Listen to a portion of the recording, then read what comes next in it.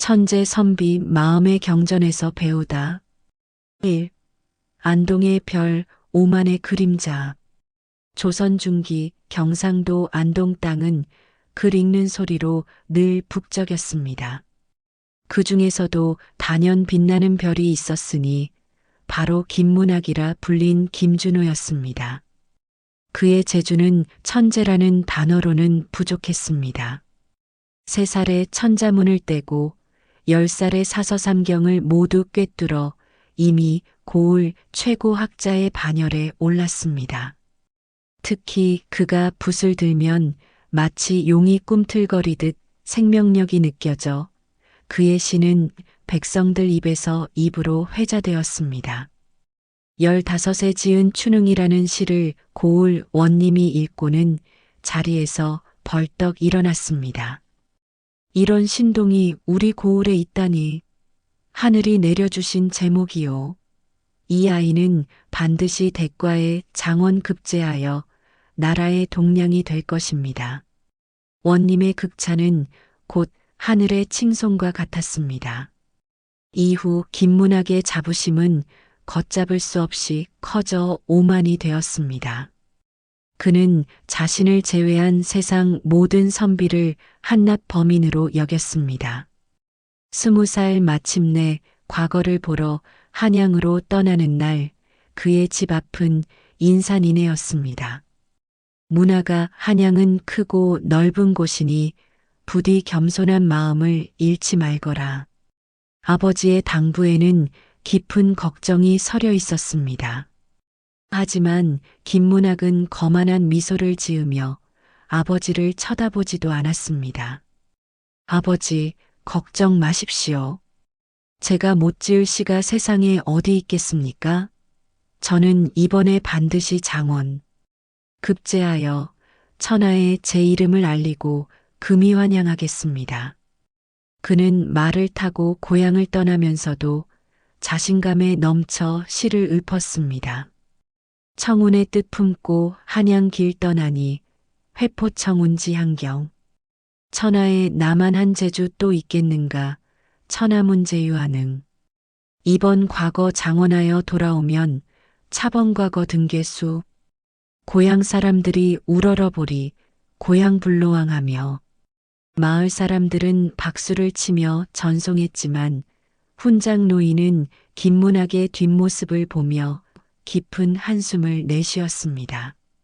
재주는 하늘을 찌르나 저 오만한 마음이 필시 큰 화를 부를 것이다. 큰 코 다치고 나서야 깨달을 터인데. 첫 번째 시험, 냉정한 상실의 공간.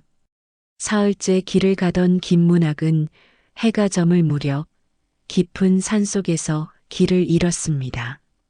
어둠이 짙어지고 늑대 울음소리가 등골을 오싹하게 만들 때 저 멀리 희미한 불빛 하나가 보였습니다. 그것은 지옥 속에서 발견한 희망처럼 간절했습니다.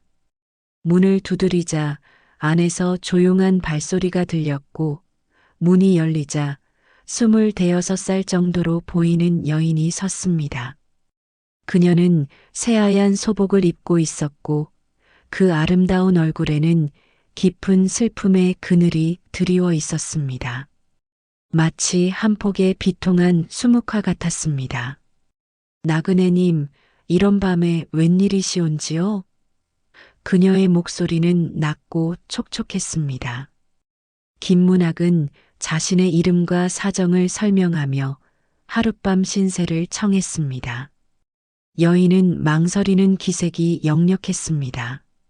나그네님 죄송하오나 이 집은 방이 하나뿐이옵니다. 게다가 소생은 3달 전 남편을 여인 상중인지라. 김문학은 당황했지만 얼어 죽을 수는 없었습니다. 그는 짐짓 점잖은 척하며 간절히 부탁했습니다. 주인장, 사정이 이러하니 부디 사람 하나 살린다 생각하시고 마루에서라도 자게 해주십시오. 부디. 여인은 한참을 망설이다 결국 문을 열어주었습니다. 방 안에 들어선 김문학은 여인이 깔아준 이불을 덮고 누웠습니다. 여인은 호롱불 하나만 남기고 방 윗목, 남편의 영정 앞에 앉아 바느질을 시작했습니다. 그녀의 손에서는 차분하지만 끊임없이 이어지는 슬픔의 리듬이 느껴졌습니다. 김문학은 잠이 오지 않았습니다. 호롱불에 희미하게 비친 여인의 자태는 그가 평생 시로만 그려왔던 가인 그 자체였습니다. 이런 깊은 산속에서 그것도 상중이라니. 시간이 흐를수록 그의 마음속에는 시심 대신 노골적인 욕망의 파도가 일렁이기 시작했습니다.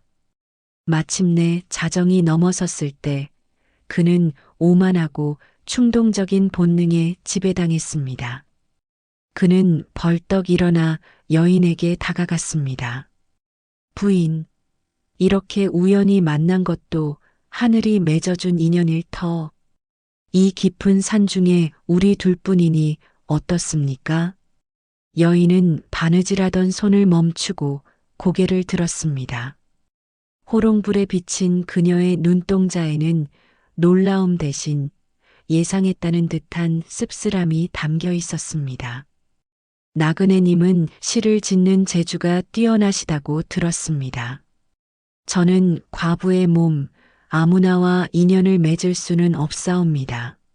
하지만 제 마음을 움직일 수 있는 시 한 수를 지어주신다면 오늘 밤은 좋습니다.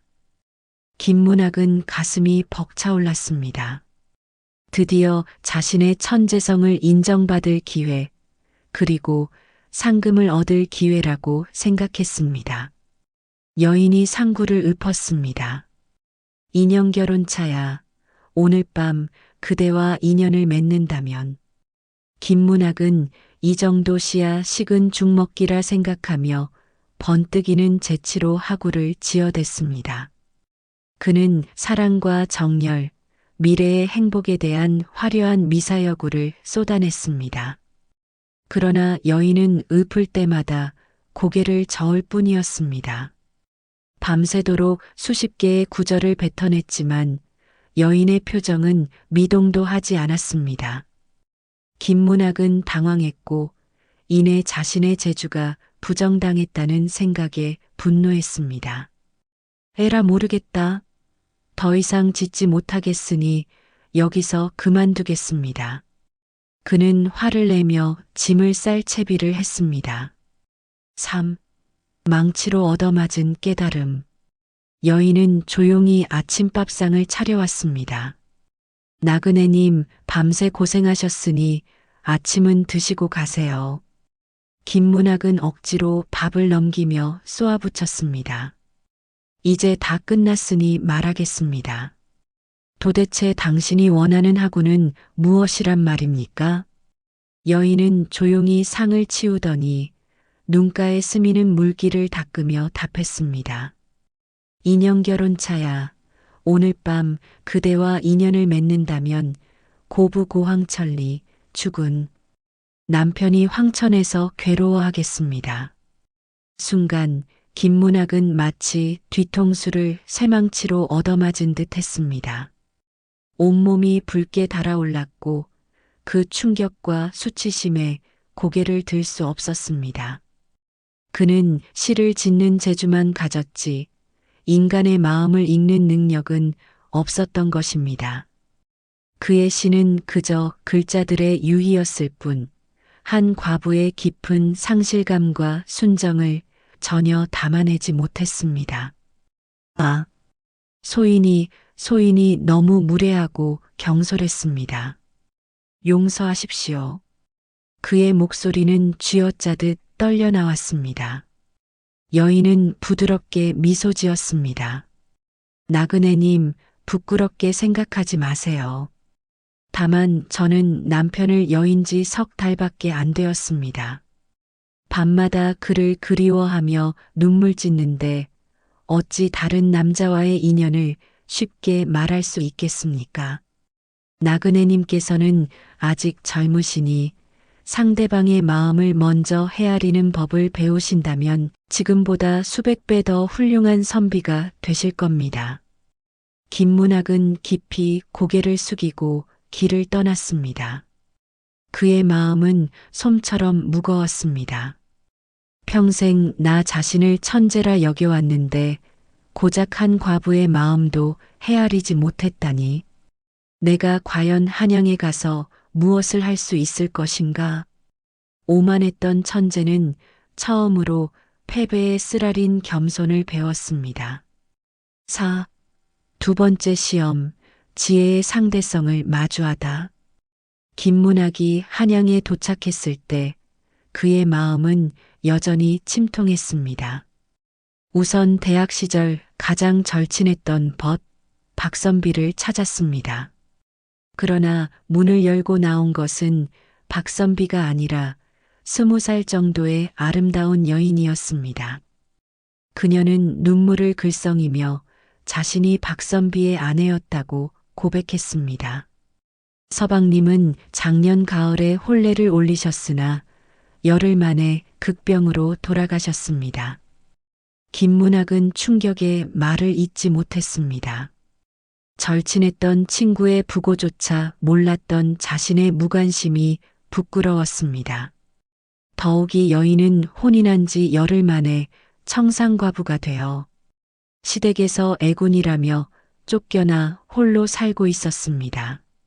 저녁 식사를 함께하며 김문학은 그녀와 대화를 나누었습니다. 놀랍게도 그녀는 학식이 깊었고 시와 문학에 대한 이야기가 잘 통했습니다. 그녀의 고고함과 슬픔은 김문학의 마음을 또다시 흔들었습니다. 밤이 깊어지자 여인은 눈물을 흘리며 김문학에게 애원했습니다. 선비님, 저 너무 외로워요. 혼인 열흘 만에 남편을 잃고 의지할 곳이 아무데도 없습니다. 오늘 선비님을 만난 것은 하늘이 보내주신 인연 같아요. 제발 저와 함께 해주세요. 저 혼자서는 살아갈 자신이 없어요. 그녀가 내민 뜨겁고 부드러운 손길에 김문학의 심장이 미친 듯이 뛰었습니다. 그는 본능적으로 그녀의 간절함을 받아들이고 싶었습니다. 그러나 산속에서 배운 첫 번째 교훈이 벼락처럼 떠올랐습니다. 경솔하지 말자. 상대방의 마음을 먼저 헤아리자. 김문학은 마음을 다잡고 말했습니다. 부인, 마음은 고맙지만 평생을 함께할 반려자를 정하는 일이니 신중해야 합니다. 부디 저와 당신의 마음이 통하는지 시로써 확인해 봅시다. 김문학은 상구를 읊었습니다. 인연결혼차야, 오늘 밤 그대와 인연을 맺는다면. 여인은 고개를 숙이고 깊은 생각에 잠겼습니다. 김문학은 산속 과부에게서 얻은 정답을 염두에 두고 그녀가 어떤 학우를 읊든지 고개를 저으며 기다렸습니다. 새벽이 되자 지친 여인이 김문학에게 물었습니다. 선비님, 제가 맞추지 못한 답이 혹시 고부고항천리가 아닌가요? 산속 과부의 이야기처럼 죽은 남편이 괴로워한다는 뜻으로요. 어떻게 아셨습니까? 김문학은 깜짝 놀랐습니다. 여인은 슬픈 미소를 지었습니다. 제 상황을 생각해 보니 짐작이 갔습니다. 하지만 선비님, 저는 그 답을 따르지 않겠습니다. 저의 답은 다릅니다. 그녀는 고요하지만 단호하게 읊었습니다. 인연결혼차야, 오늘 밤 그대와 인연을 맺는다면 고부희왕천리 황천의 남편이 기뻐하겠습니다. 김문학은 넋을 잃었습니다. 정반대의 답이 나올 수 있다니. 여인이 설명했습니다. 산속의 그 부인은 남편과 오랫동안 백년애로 하셨겠지요. 충분한 사랑과 정을 나누었으니 돌아가신 남편은 아내의 순정을 바랄 것입니다. 하지만 저는 달라요. 남편과 진정한 부부의 정을 나누지 못했고 홀로 비참하게 쫓겨났습니다. 만약 제가 평생 수절하며 외롭게 살아간다면 그것이야말로 남편에게 큰 짐이 될 것입니다. 제가 새로운 사랑을 만나 행복해하는 모습을 본다면 내 아내가 비로소 행복하구나 하며 편안히 저승길을 떠날 수 있지 않겠습니까? 김문학은 무릎을 쳤습니다. 그렇구나. 같은 시구, 같은 상황이라도 처한 형편과 마음의 깊이에 따라 정답이 달라지는구나. 그는 산속에서는 겸손을 배웠고 여기서는 지혜의 상대성을 배웠습니다.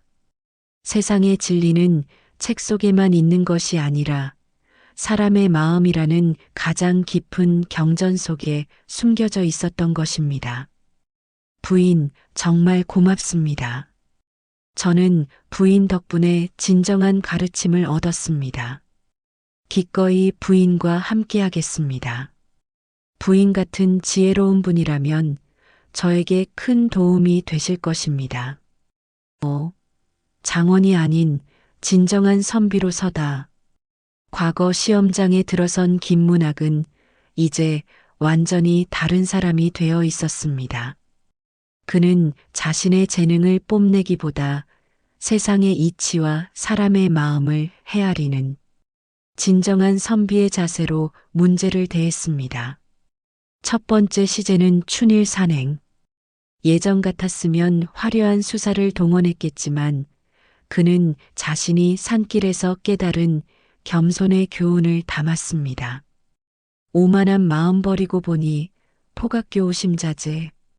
천지 만물이 모두 스승이로다 천지물께사오. 시관들은 고개를 끄덕였습니다. 깊이가 있었습니다. 마지막 면접. 시관이 물었습니다. 그대는 자신의 장점이 무엇이라고 생각하는가? 김문학은 당당하게 답했습니다. 소생의 장점은 배울 줄 안다는 것입니다. 소생이 아는 것은 바닷물 한 방울에 불과하며 세상 곳곳에는 소생보다 지혜로운 분들이 많이 계시더이다. 관리가 된다면 백성들로부터 배우고 동료들로부터 배워서 나라에 도움이 되는 일꾼이 되겠습니다. 시관들은 서로 눈짓했습니다.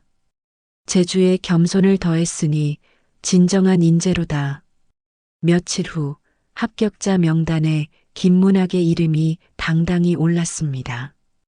장원급제는 아니었지만 모두가 그의 글과 인품에 감탄했습니다. 그는 지혜로운 친구의 아내, 이제 자신의 약혼자가 된 여인과 한양에서 조촐한 혼례를 올렸습니다. 오만했던 천재 김문학은 두 여인의 마음속에서 겸손과 지혜라는 평생의 가르침을 얻었고 진정한 선비로서 새로운 삶을 시작했습니다.